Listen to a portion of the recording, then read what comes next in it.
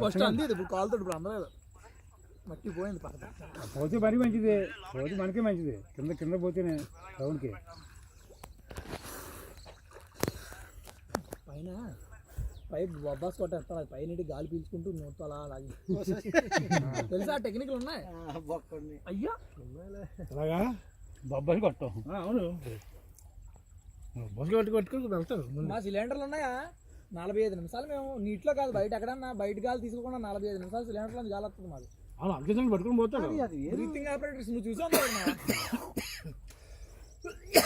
చిప్పుల్లోకి వెళ్తే ఎల్డింగ్ కొట్టినందుకు దాన్ని మొట్ట కూర్చుని పెట్టుకుని ఎల్డింగ్ అట్టు కొట్టాడు. మేము కోవట్లో వెళ్ళామా నీటిలో పడే ట్రైనింగ్ చిప్ ఉంటుంది, అది కిందకి కందుల్లోనూ అంటుకుంటాయి. ఆక్సిజన్ సిలిండర్ ముందు వదిలించుకొని వాటర్ ఉంటుంది కదా, అదే వాటర్ ఉంటుంది కాదు మామూలే గాలి ఉంటుంది.